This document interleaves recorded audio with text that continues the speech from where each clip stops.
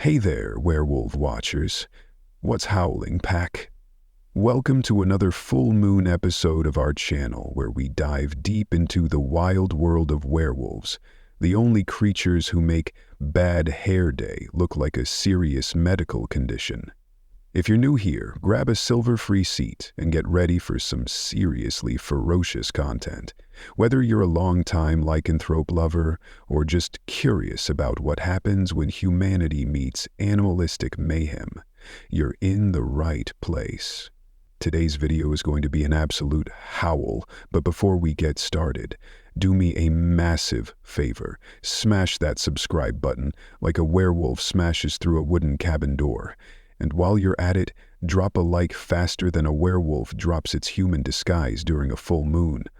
Trust me, our channel is more addictive than a full moon's midnight call, so don't miss out. Hit subscribe, ring that notification bell, and let's dive into tonight's lunar-tick adventure. Stay wild, stay awesome, and remember, in this pack, we don't just watch werewolves.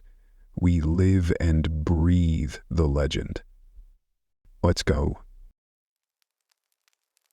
I never should have taken that road home. That's what I keep telling the psychiatrist they assigned to my case, but she just nods and makes another note in her little leather-bound notebook. She doesn't believe me. None of them do. But I know what I saw that night in Raven Peak Forest. And sometimes, in my darkest moments here in the institution, I can still hear that little girl's scream. Let me start at the beginning. My name is Jack Thorne.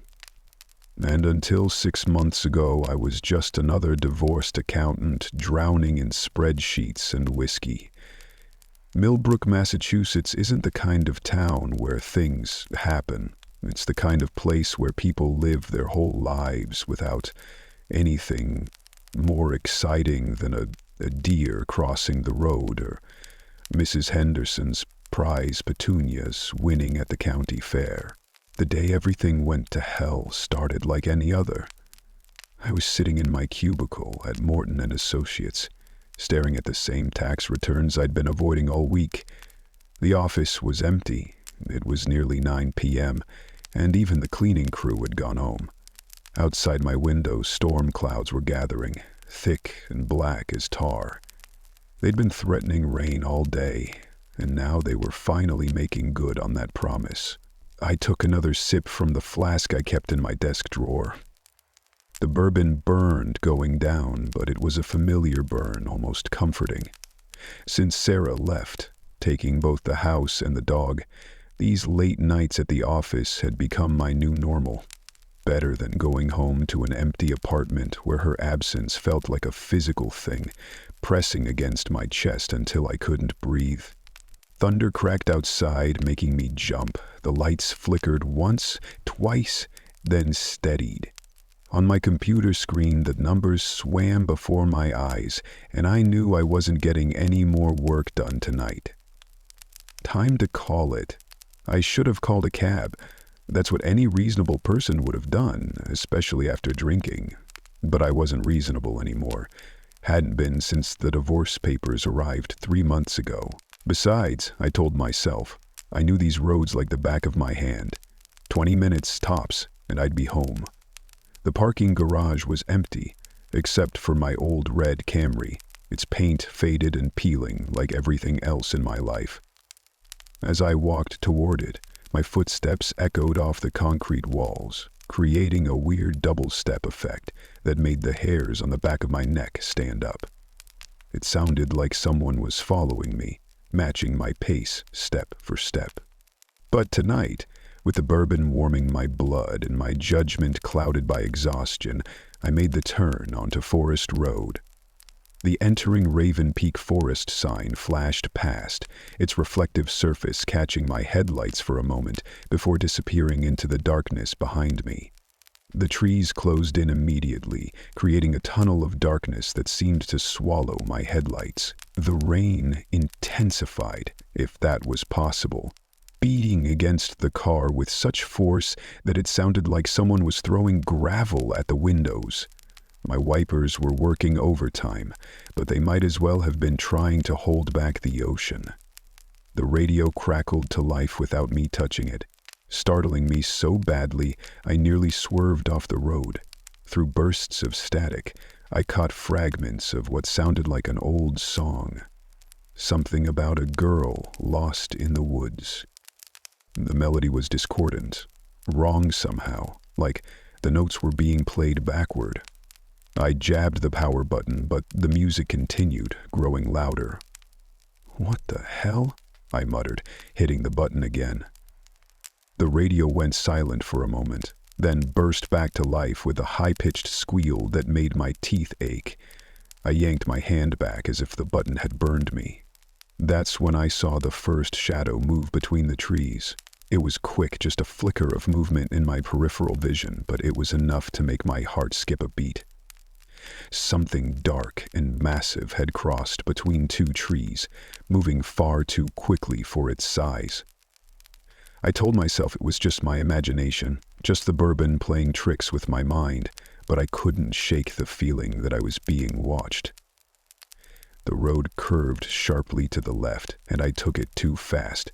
My tires lost traction for a heart-stopping moment before catching again. The bourbon sloshed in my stomach, and I could taste it in the back of my throat, bitter and accusing. "Almost there," I said aloud, trying to steady my nerves. "Just a few more miles." The trees seemed to press closer to the road, their branches reaching out like gnarled fingers. In the shifting shadows cast by my headlights, they appeared to be moving, swaying despite the lack of wind. The rain continued its assault, and now fog was rolling in, thick, white tendrils that curled across the road like smoke. I glanced at my phone, thinking I should call someone, though who I wasn't sure. The screen was dead, though I knew it had been fully charged when I left the office. I pressed the power button, but nothing happened. The darkness outside seemed to deepen, as if responding to my growing unease. That's when my headlights caught something that made my blood run cold. Standing in the middle of the road, maybe 50 feet ahead, was a little girl.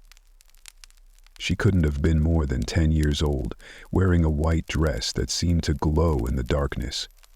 Her long dark hair hung in wet strands around her face, and she was staring directly at me, with eyes that reflected my headlights like a cat's. I slammed on the brakes, but the wet road and my delayed reactions worked against me. The car went into a skid, and I heard myself screaming as we careened toward the girl. I closed my eyes at the last second, not wanting to see what was about to happen. The impact, when it came, felt like hitting a wall of ice. The car shuddered violently, and I was thrown forward against my seatbelt, hard enough to knock the wind out of me. When I opened my eyes, the girl was gone. My hands were shaking so badly, I could barely get my seatbelt unbuckled. I practically fell out of the car, my legs weak beneath me. The rain was still coming down in sheets, and I was soaked through in seconds. "Hello?" I called out, my voice trembling. Oh God, please." I stumbled to the front of the car, expecting to see... I don't know what I was expecting. Blood? A body? But there was nothing there. No sign that I'd hit anything at all, let alone a child. I walked in an expanding circle around the car, searching the ditches on either side of the road. The beam of my phone's flashlight, which had mysteriously started working again, cut through the darkness, but revealed nothing but wet leaves and underbrush. "This isn't possible," I muttered. "I hit her. I know I hit her." That's when I heard it. A giggle. High-pitched and childlike. It seemed to come from everywhere and nowhere at once. I spun around, the flashlight beam dancing wildly through the rain. There, at the edge of the trees, I saw her again. She was standing perfectly still, her white dress now muddy and torn. Water ran down her face in rivulets, but she didn't blink, didn't move. just stared at me with those reflective eyes. "Hey," I called out, my voice cracking. Are you okay?" She tilted her head to one side, like a curious bird. Then she smiled, and I felt my heart stop. Her teeth were wrong. Too many, too sharp, gleaming like needles in the darkness. I stumbled backward, nearly falling. When I caught myself and looked again, she was gone. The forest had gone completely silent. Even the rain seemed muted, as if something was holding its breath, waiting. The darkness between the trees had taken on a different quality. It seemed alive somehow, pulsing with malevolent intent. I ran back to my car, fumbling with the keys so badly I dropped them in a puddle. As I bent to retrieve them, I heard something moving in the underbrush. Something big. The sound of breaking branches and rustling leaves was coming closer, accompanied by a low, rumbling growl that made my bones vibrate. Finally, I managed to get the key in the lock and threw myself into the driver's seat. The engine roared to life on the first try, and I silently thanked whatever deity might be listening. I threw the car into drive and pressed the gas pedal to the floor. The tires spun for a terrifying moment before finding purchase, and then I was moving, the speedometer climbing past 40, 50, 60. The trees seemed to be closing in, their branches scraping against the sides of my vehicle like fingernails on metal. That's when my headlights started to flicker. "No, no, no," I pleaded, tapping the dashboard as if that would help. "Don't do this to me." The lights dimmed, brightened, then dimmed again. In those moments of darkness, I could have sworn I saw shapes moving on the road ahead, twisted, impossible shapes that disappeared when the lights came back on. The headlights gave one final desperate flicker and died completely. I was driving blind through the darkness, the only illumination coming from occasional flashes of lightning that turned the world into a stark black and white photograph. In those brief moments of clarity, I saw things that couldn't possibly be real. The trees were moving. Not swaying in the wind, actually moving. Their trunks twisting and bending like living things. Their branches reached for my car like grasping hands. And in the bark, I could see faces contorted in silent screams. Another flash of lightning revealed the girl standing directly in front of my car again, but this time she wasn't alone. Behind her, rising up like a mountain of fur and muscle, was something that my mind refused to process. It was vaguely wolf-like, but wrong. Too big, too human in its proportions. Its eyes blazed with an internal fire, and its mouth, dear God, its mouth was full of rows upon rows of teeth, like a shark's. I jerked the wheel hard to the right, feeling the car leave the road entirely. We crashed through the underbrush, branches snapping against the windshield. Something heavy landed on the roof of the car, and I heard claws scraping against metal. The girl's voice came again, this time from inside the car. "You can't run from what's hunting you, Jack. No one ever has. I was going to make it. I was going to survive this nightmare." That's when I saw her one final time. The girl was standing on the gas station's porch, her white dress now stained crimson. She raised one small hand in what might have been a wave, and I saw that her fingers ended in long, curved claws. "Welcome to Raven Peak," she said, her voice clear as a bell despite the distance. "We've been waiting for you. The last thing I remember before everything went black was the sound of tearing metal above me and the sensation of hot breath on the back of my neck. What happened after that, well, that's what I'm trying to tell the psychiatrist, but she just keeps writing in her notebook and asking me about my relationship with my father. But I know what I saw that night. And sometimes, when the moon is full, and I'm lying in my bed here at the institution. I can hear that howl again, closer now than ever before. They think these walls can keep it out, but they're wrong, because the thing about monsters is, once they get the scent of your fear, they never really let you go. The doctors say I'm suffering from post-traumatic stress disorder, complicated by alcohol-induced hallucinations. They have neat little explanations for everything. The claw marks they found on my car's roof were from overhanging branches. The blood in the back seat was my own from where I'd apparently hit my head during the crash. But they can't explain the white dress fibers they found clutched in my hand, or the child-sized handprints burned into my windshield. I've been in Millbrook Psychiatric Hospital for 3 weeks now, and the memories of that night have only grown sharper. Every time I close my eyes, I see her face, that little girl with her needle-teeth smile and eyes that reflected something ancient and hungry. Dr. Sarah Matthews, my assigned psychiatrist, wants me to process the trauma by telling her everything that happened after I first saw the girl on the road. I've been avoiding it, but maybe writing it down will help. Maybe if I can make sense of it on paper, I can finally convince myself it wasn't real. So let me tell you what happened after that first impact. When I thought I'd hit her with my car, the moment I stepped out into the rain, something felt wrong. The air had a metallic taste, like licking a battery, and the darkness seemed to pulse with its own heartbeat. I'd been drunk plenty of times before, but this was different. This was like being trapped in a nightmare while wide awake. As I searched the road for any sign of the girl, I noticed something strange about the puddles. The rainwater was running uphill, flowing against gravity in tiny rivers that seemed to be converging on a single point in the forest. I followed one of these impossible streams with my flashlight, and that's when I saw the first real evidence that I wasn't alone out there. Footprints, small, bare footprints that glowed faintly in the beam of my light. They started in the middle of the road, right where I thought I'd hit the girl. But there was something wrong about them. Each print was perfectly formed, despite the pouring rain, and they seemed to burn with a cold blue-white light from within.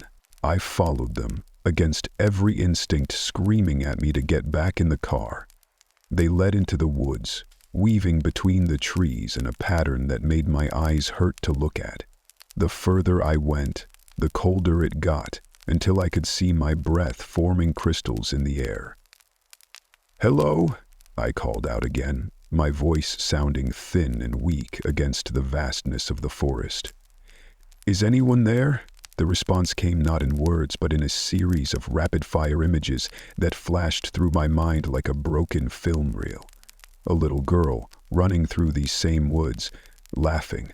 The same girl, older now, walking home from school. A shadow moving between the trees, massive and hungry. Blood on white fabric. Teeth. So many teeth. I stumbled backward, my head spinning from the violent intrusion of these foreign memories. They weren't mine, couldn't be mine, but they felt real, as tangible as my own childhood memories. The girl's name floated to the surface of my mind. Samantha Smith. She had been 10 years old when she disappeared in these woods in 1987. How did I know that? I'd never heard of her before, but suddenly I knew everything. Her favorite color, purple. Her dog's name, Rusty. The way she'd begged her mother to let her walk home alone that day because she was old enough now. The sound of branches snapping behind me broke through my revelation. I spun around, the flashlight beam cutting through the darkness, but what it revealed made me wish I'd stayed in ignorance. The girl, Samantha, was standing there, but she wasn't the same as before. Her skin was translucent now, and I could see the trees through her body, but worse than that were her eyes. They were completely black, like holes cut in reality, and as I watched, something moved in their depths. "You shouldn't have followed me," she said, her voice echoing as if coming from the bottom of a well. "Now he knows you're here. Who knows? I asked, though part of me already knew the answer. She opened her mouth to respond, but instead of words, a howl erupted from her throat. Deep, guttural, and definitely not human. Her form flickered like a bad television signal, and for a split second I saw something else, standing in her place. A massive dark shape with glowing eyes and slavering jaws. I ran. I don't remember making the conscious decision to move, but suddenly I was crashing through the underbrush, branches whipping at my face, something big enough to shake the ground with each step. The glowing footprints were still visible, creating a twisted path through the trees. But now they were changing, growing larger, transforming from small, bare feet to massive paw prints that smoked when the rain hit them. My lungs were burning and my legs felt like lead, but I kept running. The trees seemed to be moving, closing ranks behind me, while opening a path ahead, hurting me. I realized with growing horror that I wasn't running away from something. I was being driven towards something. The path led me to a small clearing, and what I saw there stopped me dead in my tracks. The ground was littered with bones, hundreds of them, bleached white by time and weather. Most were animal bones, but some were unmistakably human. In the center of the clearing stood a massive oak tree, its trunk twisted into an unnatural shape that resembled a screaming face.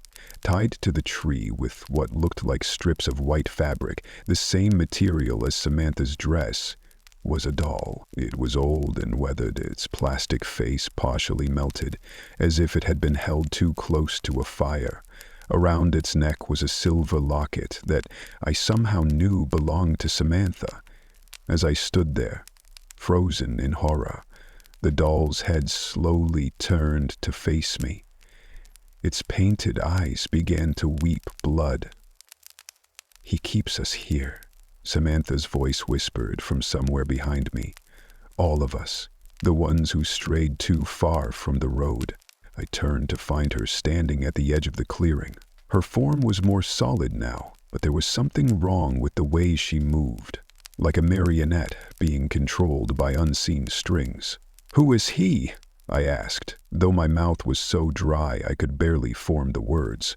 She smiled that terrible, needle-toothed smile again. "The guardian, the hunger, the thing that's lived in these woods since before there were words to name it.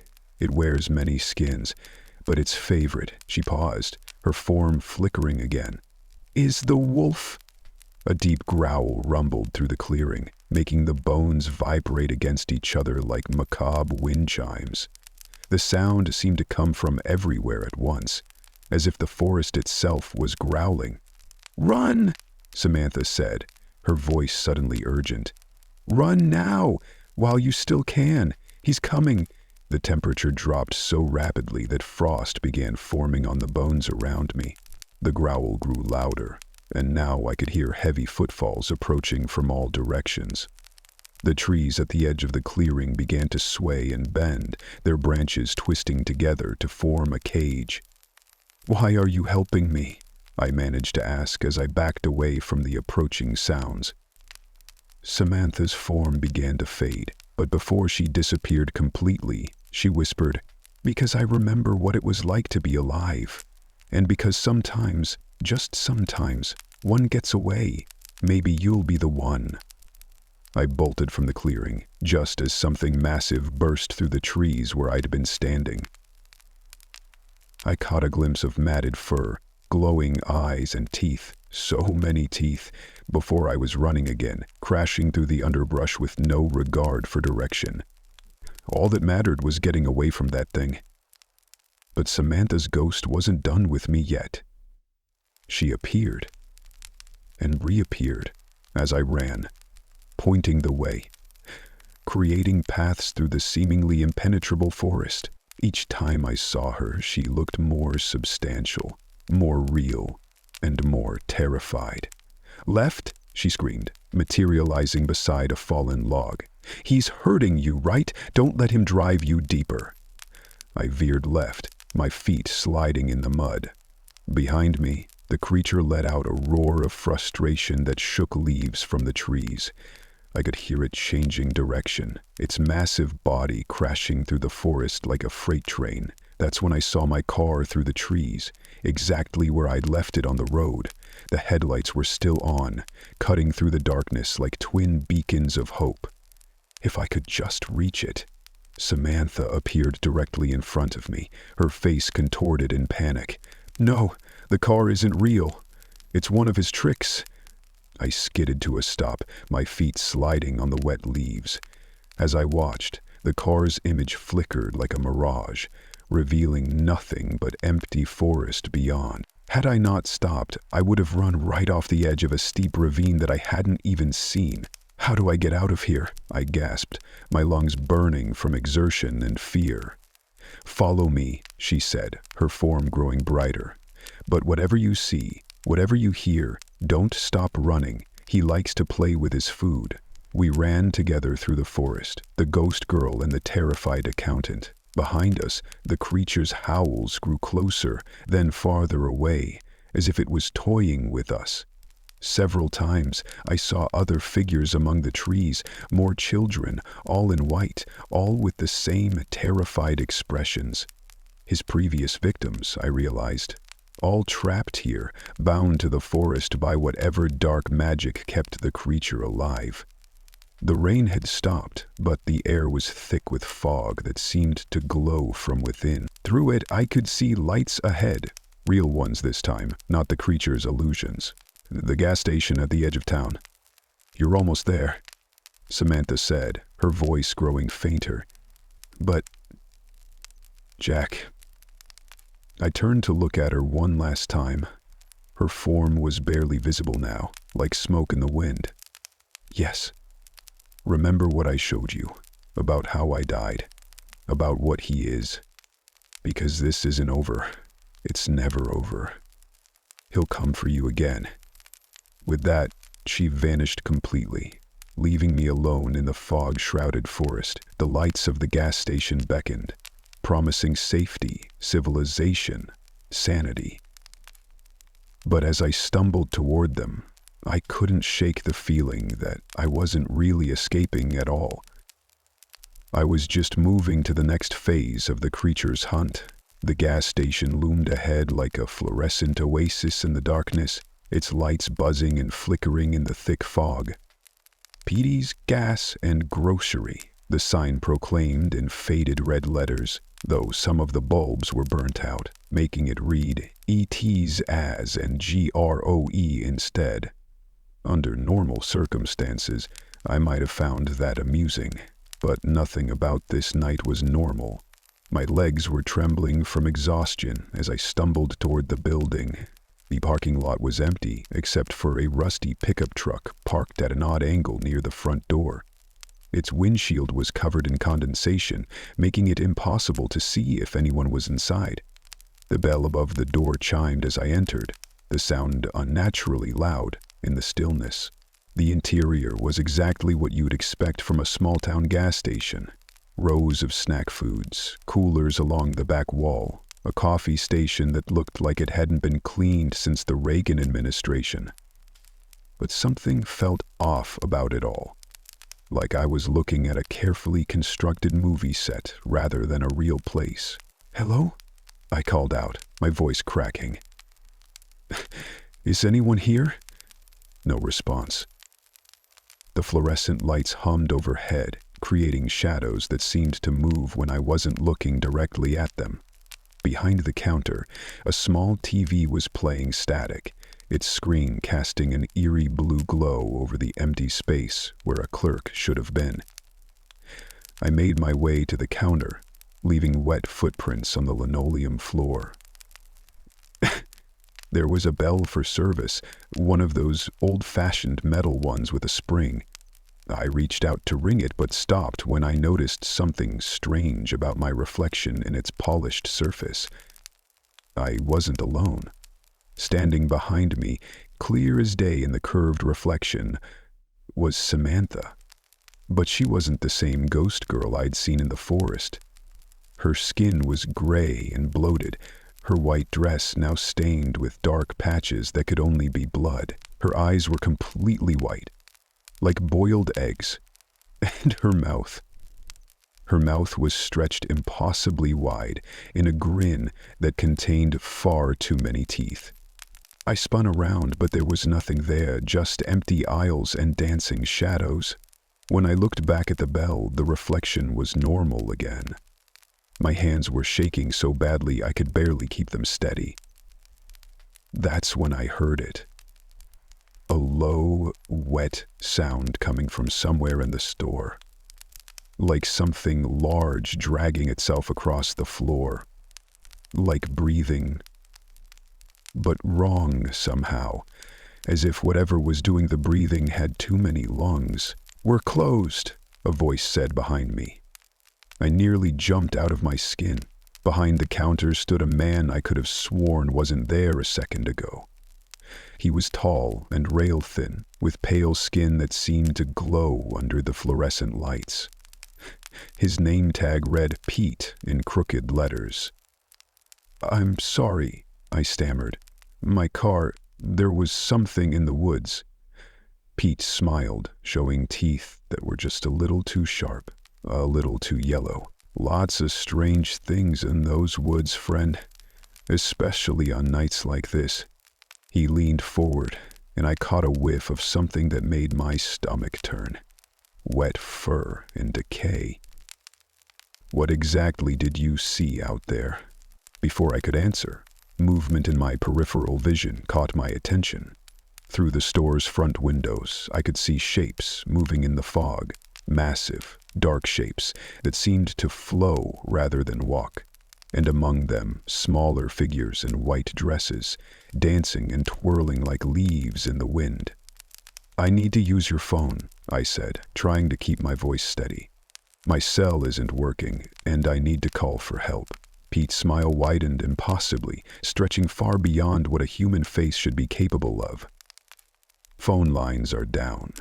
Storm, you know, but you're welcome to wait here until it passes." He gestured toward the back of the store. "We have a break room. Much safer than being out there in the dark." The dragging sound was getting closer now, coming from one of the aisles behind me. I could hear claws clicking against the linoleum floor. "I think I'll take my chances," I said, backing toward the door. Pete's eyes began to glow with a yellowish light. "I'm afraid I can't let you do that, Jack. You see, you've been chosen. Just like little Samantha was. Just like all the others." Do you know my name?" I asked, though I already knew the answer. The pieces were finally falling into place. The werewolf, the ghost children, this strange man with his too wide a smile. They were all connected, all part of something ancient and hungry that lived in these woods. Pete stepped out from behind the counter, moving with an unnatural fluidity that made my skin crawl. "I know everything about you, Jack Thorne. Your failed marriage, your drinking problem, your lonely nights at the office. Such delicious pain you carry." He inhaled deeply through his nose, like he was savoring a fine wine. "Your fear tastes even better than Samantha's did." A low growl echoed through the store, and I saw something massive moving between the eyes, just glimpses of dark fur and glowing eyes. But enough to send my heart racing, and it sent a panic. The fluorescent lights began to flicker, casting the store in alternating brightness and shadow. In those moments of darkness, I saw Pete's true form, a twisted amalgamation of man and beast, his face elongated into a wolf-like muzzle, his fingers extending into curved claws. But it was more than just a werewolf. There was something else there, something older and more terrible. "What are you?" I whispered. "I am hunger," he replied, his voice deepening into a growl. "I am the thing that haunts the spaces between civilization and wilderness. I am the shadow that makes children afraid of the dark." His skin began to ripple and shift. "And you, Jack, are my next meal." I bolted for the door, but something caught my jacket from behind. I spun around to find Samantha standing there, her ghost white hands clutched in the fabric, but her face was changing too, becoming more wolf-like, more monstrous.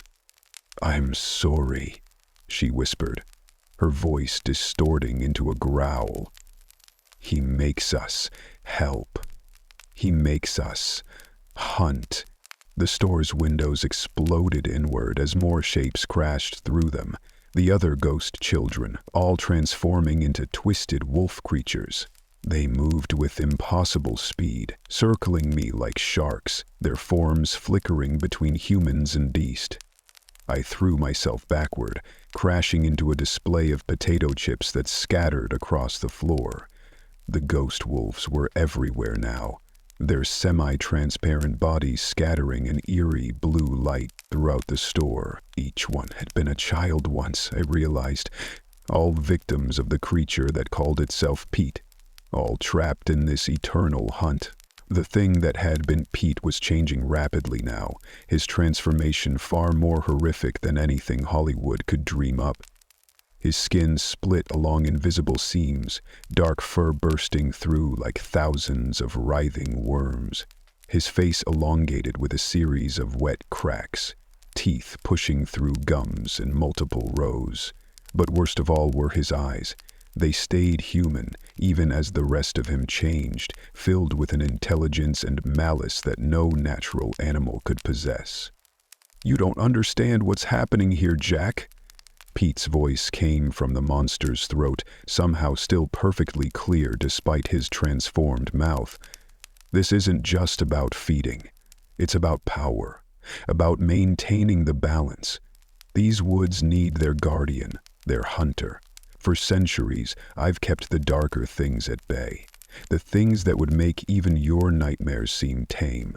I scrambled backward down one of the aisles, knocking items off shelves as I went.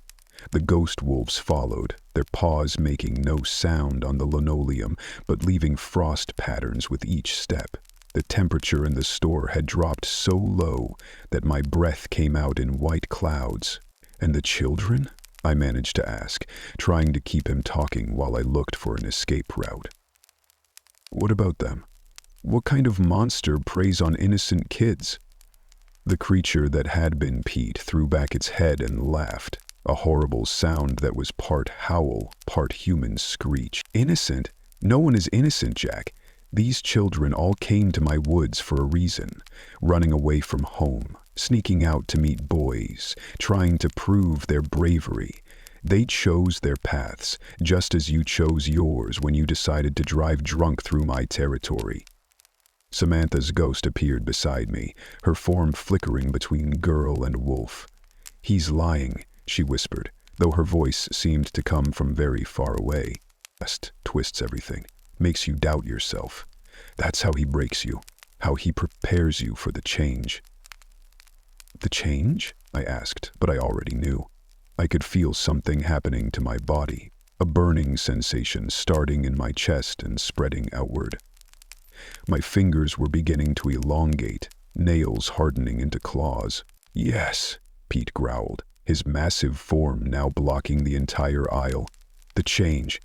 But first, the hunt. It's tradition, you see. Every new member of my pack must first be prey, must know what it feels like to be hunted, to be afraid.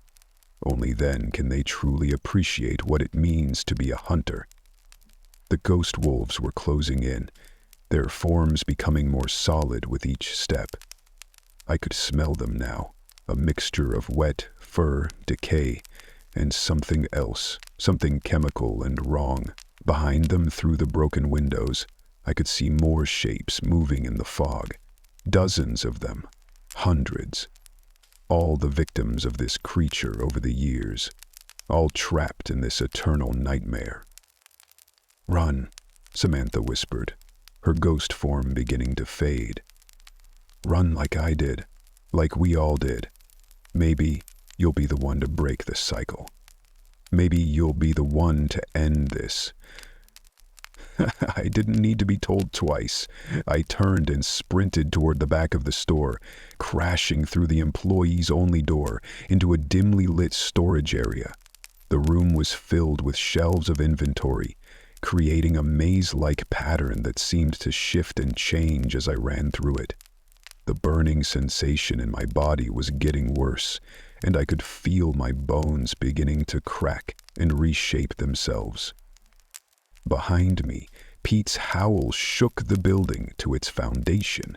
The sound was followed by the crash of shelves being knocked over, of claws ripping through cardboard boxes and metal racks. The ghost wolves phased through the walls around me, their forms now more corporeal than ever. Each one bore signs of their violent deaths: torn throats, crushed skulls, missing limbs. But their eyes were alive with a terrible hunger. "Do you know why I chose you, Jack?" Pete's voice echoed through the storage room, seeming to come from everywhere at once. "It wasn't just because you wandered into my territory. I've been watching you for weeks, following you, learning your habits, your weaknesses, your fears. You're perfect for my pack. Already half broken, already dancing on the edge between civilization and savagery." I knocked over a stack of boxes, trying to create obstacles behind me. My vision was changing, becoming sharper in the darkness, but tinted with red around the edges. I could smell everything now. The musty cardboard, the stale air, the ancient blood that had soaked into the concrete floor over decades of similar hunts. "Your wife didn't leave you because you were a drunk, Jack," Pete continued, his voice closer now. "She left because she sensed what you really are, what you've always been. A predator trying to play at being prey. But I can free you from that pretense. I can make you whole." The storage room seemed to go on forever, much larger than should have been possible for a small gas station. The walls were covered in scratches, thousands upon thousands of them, some fresh, some so old they'd worn smooth with time, and written among them, carved deep into the concrete, were names. So many names. Samantha Smith, 1987. Michael Chen, 1992. Emily Rodriguez, 2001. The list went on and on, a memorial to all those who had run through this same maze, who had felt their humanity slipping away as the change took hold. "The transformation has already begun," Pete's voice purred from the darkness. "Can you feel it? The way your bones are reshaping themselves? The way your mind is opening to new possibilities? Don't fight it, Jack. Embrace it. Become what you were meant to be." I stumbled and fell, my legs no longer working quite right. My clothes were becoming tight, uncomfortable, as my muscles bulged and shifted beneath my skin. When I pushed myself back up, I left bloody handprints on the floor. My fingernails had fallen out, replaced by curved black claws. The ghost wolves were all around me now, their spectral forms casting everything in that eerie blue light. Among them, I recognized Samantha, but her appearance had changed. The innocent little girl was gone, replaced by something that was neither human nor wolf, but a nightmarish combination of both. Her face was elongated into a muzzle filled with needle teeth, but her eyes were still human, and they were filled with tears.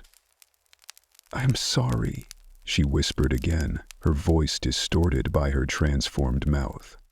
"But once he marks you, there's no escape. You're part of the pack now.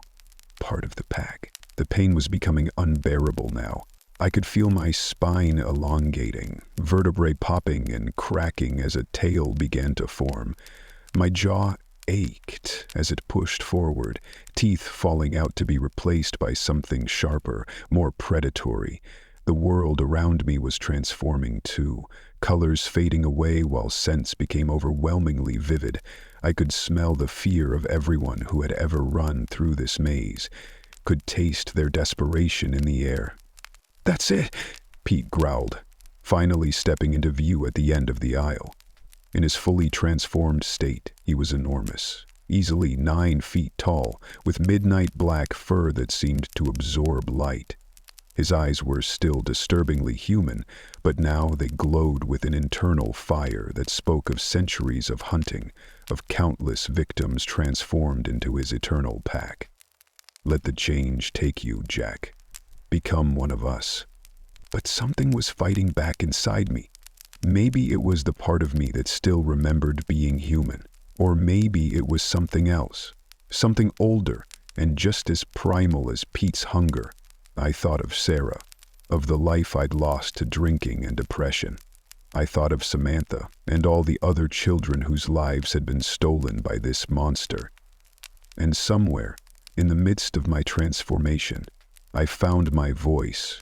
No, I growled, the word coming out garbled through my half-transformed mouth. I won't become like you. Pete's laugh echoed through the storage room. You don't have a choice, little pup. The change is irreversible. Even now, your humanity is slipping away. Soon you'll be nothing but instinct and hunger, just like the rest of my pack. The ghost wolves began to howl, a sound that contained all the pain and loss of their former lives. The concrete walls seemed to pulse with the sound, decades of suffering resonating through the structure. But among their howls, I heard something else, a different kind of music, faint but growing stronger. It was the same song I'd heard on my car radio, but now I could understand the words. In darkness deep and forests old, where ancient hunters stake their claim, there runs a power fierce and bold that breaks the chains and ends the game. Samantha's ghost stepped forward, her wolf form flickering back to human for a moment. He's fighting it, she said, wonder in her voice. He's fighting the change. Pete's confident expression faltered for the first time. Impossible. No one has ever resisted the transformation. No one. But I could feel something happening. The burning in my blood was being replaced by a different kind of fire. The claws that had sprouted from my fingers began to recede. My spine straightened, the partial tail disappearing. With each passing second, I felt more of my humanity returning. What are you? Pete snarled, taking a step back. What kind of magic is this? I stood up straight, feeling strength flowing through me. Not the savage strength of a werewolf, but something else. Something that had been dormant inside me, waiting for this moment. When I spoke, my voice was clear and human again. I am what you fear most, I said, though the words didn't feel like my own. I am the one who breaks the cycle, the one who sets them free. The ghost wolves began to change, their forms shifting back to human. One by one, they stepped away from Pete, moving to stand behind me. Samantha was the first, her small hand slipping into mine. It felt solid, warm, alive. Pete let out a roar of rage and lunged forward, his massive form filling the aisle. But as he reached for me, something extraordinary happened. The names carved into the walls began to glow with an intense white light, and from each one emerged another spirit. All his victims through the years, breaking free from their eternal hunt. The storage room erupted into chaos as hundreds of spirits materialized. Children, teenagers, adults, all of Pete's victims throughout the centuries. They formed a swirling vortex around us, their combined voices rising in that same haunting song. Pete's massive form seemed to shrink in the face of their unified presence, his confident snarl turning into something closer to fear. "You can't do this," he growled, but his voice had lost its power. "They belong to me. Their souls are bound to these woods, to the hunt." "Not anymore," I said, and raised my hand. The action felt natural, as if I'd been preparing for this moment my entire life. The light flowing from the carved names intensified, forming streams of pure energy that began to wrap around Pete's transformed body. The ancient creature thrashed and howled, his form shifting rapidly between wolf and man, between monster and myth. "You don't understand what you're doing," he screamed. "I am the guardian. Without me, the darkness will consume everything." Samantha's voice rang out clear and strong beside me. "You're not a guardian. You're parasite, feeding on innocent souls. The real darkness was always you." The other spirits joined in, their voices building into a crescendo that shook the foundations of reality itself. The walls of the storage room began to dissolve, revealing the true nature of this place, a nexus point between worlds, a trap built from centuries of pain and fear. Pete's body was beginning to break apart, pieces of him dissolving into shadow. But as he disintegrated, something else was emerging from within him, something darker and more ancient than even he had been. Through the gaps in his dissolving form, I caught glimpses of what looked like an endless void, filled with writhing shapes and glowing eyes. "If I fall," Pete snarled through a mouth that was more void than flesh, "everything falls. The barriers between worlds will collapse. Are you prepared for what comes after?" The burning in my blood had transformed into pure light now, filling me with knowledge that felt both ancient and new. I understood what I was, what I had always been without knowing it, a counterbalance to creatures like Pete, a protector rather than a predator. "Yes," I answered, and the light exploded outward from my body. The storage room disappeared completely, replaced by a swirling maelstrom of energy and spirit. Pete's final howl was swallowed by the void he had tried to keep at bay, and for a moment, I saw the true scope of what we were dealing with. Countless dimensions pressing against each other, held apart by the thinnest of barriers. But instead of collapsing, those barriers began to heal. The spirits of Pete's victims, no longer bound by his dark magic, became pure light. One by one, they began to fade, not into darkness this time, but into peace. Samantha was the last to go, her small face peaceful for the first time since I'd met her. "Thank you," she whispered, and then she too was gone. When reality reasserted itself, I was standing alone in what was now just an ordinary storage room. The names were gone from the walls, the endless maze reduced to a simple rectangular space filled with ordinary boxes and shelves. Outside, through the broken windows of the gas station, I could see the first light of dawn breaking over the trees. But I knew this wasn't over. Pete had been right about one thing. Something had to guard the barriers between worlds, but it wouldn't be a creature of hunger and darkness anymore. It would be me. The dawn light filtering through the broken windows seemed to wash away the last vestiges of the supernatural nightmare I'd just experienced.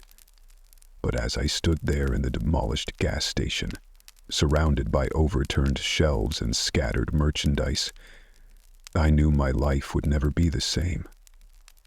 The knowledge that had filled me during the confrontation with Pete was still there, settling into my consciousness like sediment in a disturbed pond. I made my way back through the store, my feet crunching on broken glass and spilled snack foods.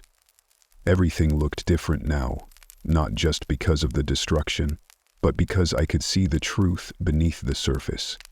Every shadow held depth. Every reflection contained multiple layers of reality.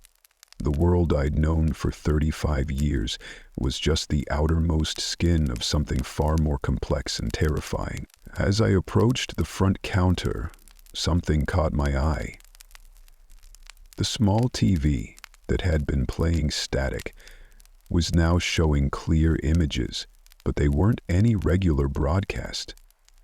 Instead, I saw scenes from Pete's long reign as the guardian of Raven Peak Forest, centuries of hunting, of transformation, of binding souls to his eternal pack. But there was more. I saw the things he'd been keeping at bay, the horrors that pressed against the thin membrane between dimensions. They were beyond description, these entities. Looking at them was like trying to comprehend a color that didn't exist, like trying to read a language that predated human consciousness. They writhed and pulsed in the spaces between reality, held back only by the barriers that Pete and others like him had maintained. "It's a lot to take in, isn't it?" a voice said behind me. I turned to find an elderly man sitting in a rocking chair that definitely hadn't been there before. He was wearing a park ranger's uniform that looked like it was from the 1950s, and his name tag read Howard. His form was slightly transparent, and I could see more spirits gathering behind him, other guardians who had served this role throughout history. "Who are you?" I asked, though I already suspected the answer. Howard smiled, the expression making his ghostly face crinkle like old paper. "I was what Pete was, before he lost his way, before the hunger consumed him and turned him from guardian to predator. We all were," he gestured to the other spirits. "Each of us served our time as protector of the barriers, keeping the balance between worlds. But Pete was different. He discovered that by consuming souls, he could extend his reign indefinitely, could become something more than just a temporary guardian." I sat down on an overturned display case, my legs suddenly weak. The morning sunlight was creating strange patterns on the floor, and in those patterns, I could see echoes of other realities bleeding through. Worlds where the sun never rose, where gravity worked sideways, where time flowed backward. "So what am I?" I asked Howard. Why was I able to stop him when no one else could? The old ranger's ghost leaned forward in his rocking chair, which creaked despite being as incorporeal as he was. "You're what we call a nullifier, a rare type of human born with the ability to cancel out supernatural energy. Most nullifiers go their whole lives without knowing what they are.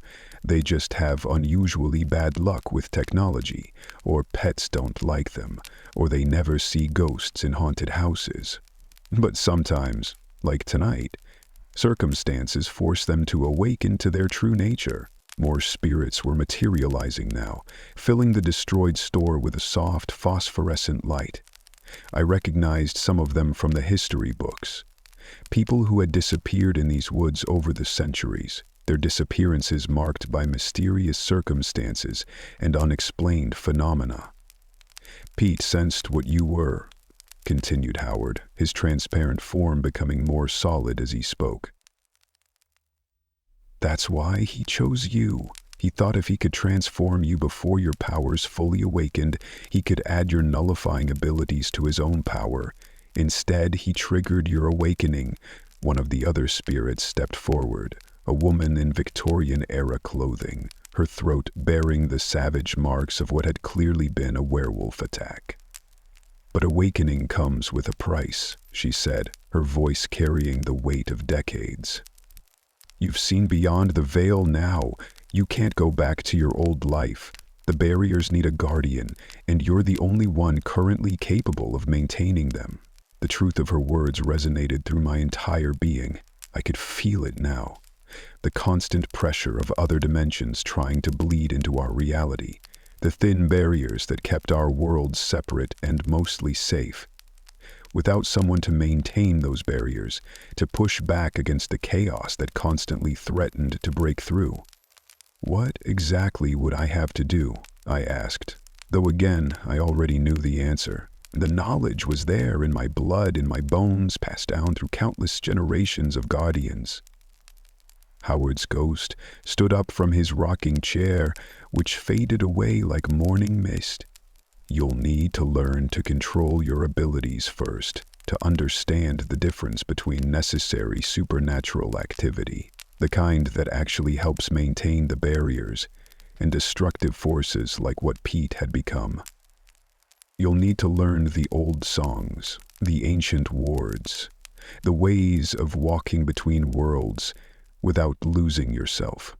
And most importantly, added the Victorian woman, you'll need to learn how to do it without succumbing to the hunger that corrupted Pete. The power can be intoxicating. As if to emphasize her point, I felt a sudden surge of energy course through my body. For a moment, I could see everything, every spirit, every dimensional tear, every thread of supernatural energy that wove through the fabric of reality. The power was incredible, almost overwhelming.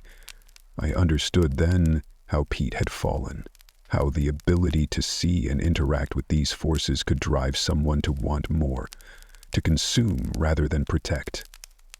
The surge of power subsided, leaving me gasping and trembling. The spirits watched me with knowing expressions. They had all felt this, had all faced this first test of will. "There's something else you need to know," Howard said, his voice grave.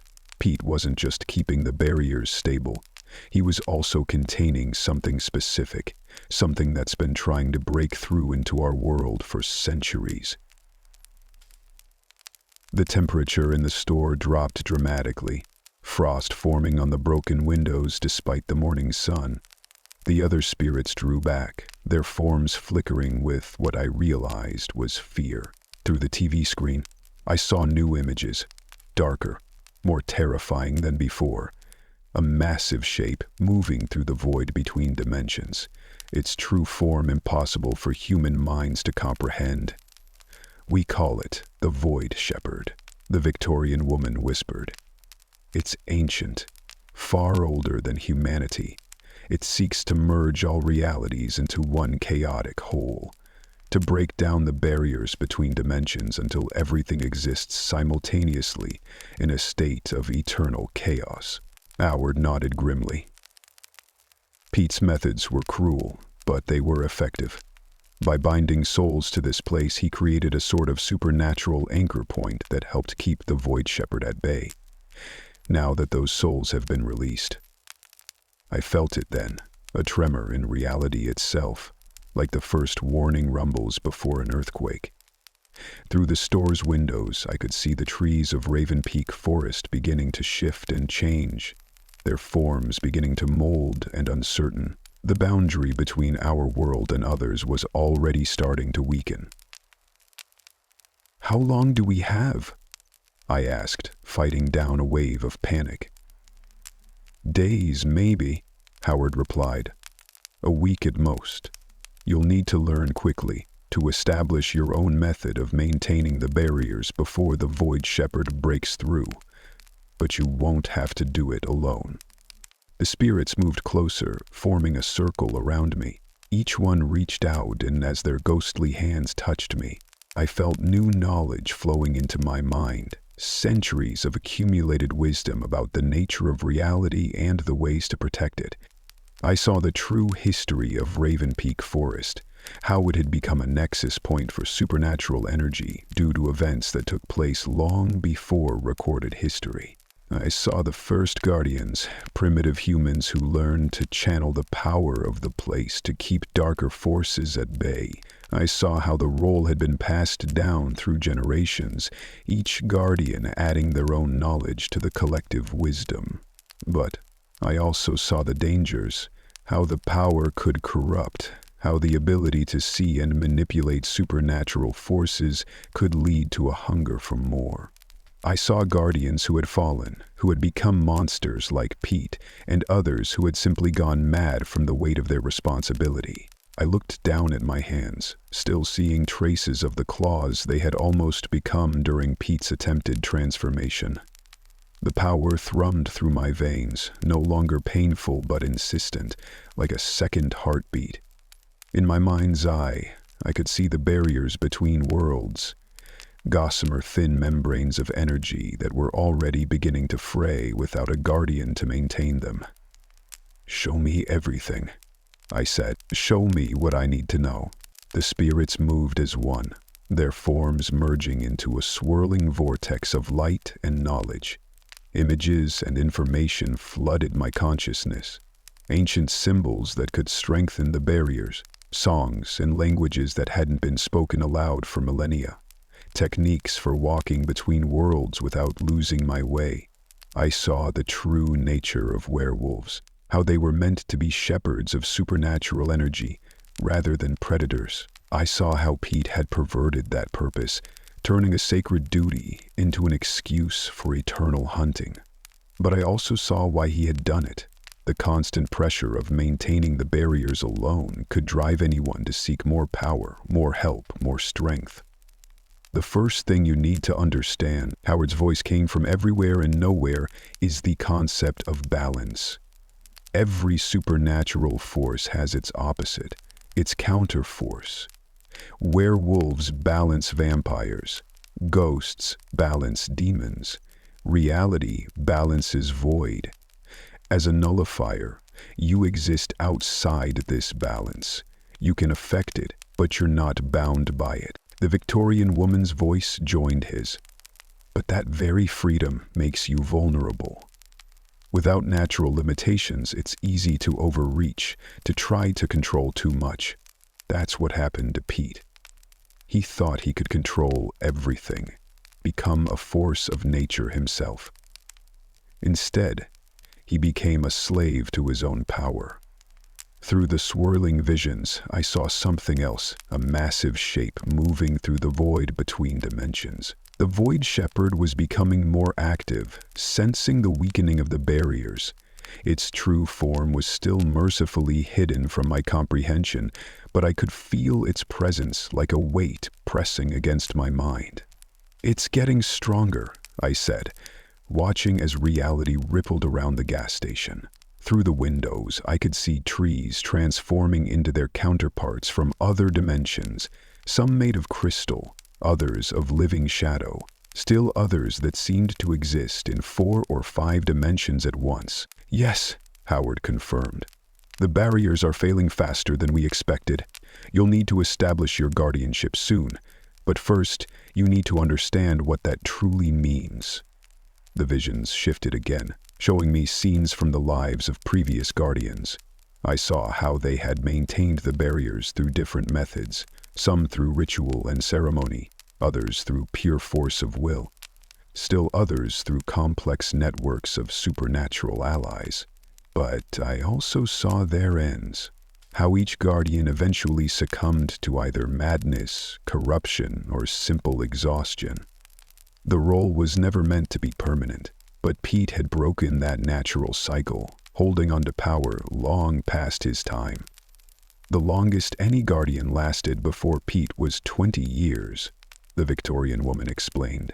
After that, the power begins to change you, to wear away at your humanity. Pete managed to extend his reign by consuming souls, but that only corrupted him faster. The visions intensified, showing me the immediate threat we faced. The Void Shepherd's influence was already seeping through the weakened barriers, causing reality to become unstable. In the parking lot outside, cars were flickering between different versions of themselves. Floating anti-gravity vehicles, living machines made of flesh and metal. "How do I stop it?" I asked, watching as the sky above began to show glimpses of other worlds' atmospheres, some filled with strange colors, others completely empty. The spirits coalesced back into their individual forms, but they remained connected by threads of ethereal light. Howard stepped forward, his ghostly hand passing through my shoulder in what would have been a reassuring gesture. "You'll need to establish a new anchor point," he explained. "Something to replace the network of bound souls that Pete was using, but it has to be voluntary, and it has to be powered by protection rather than predation."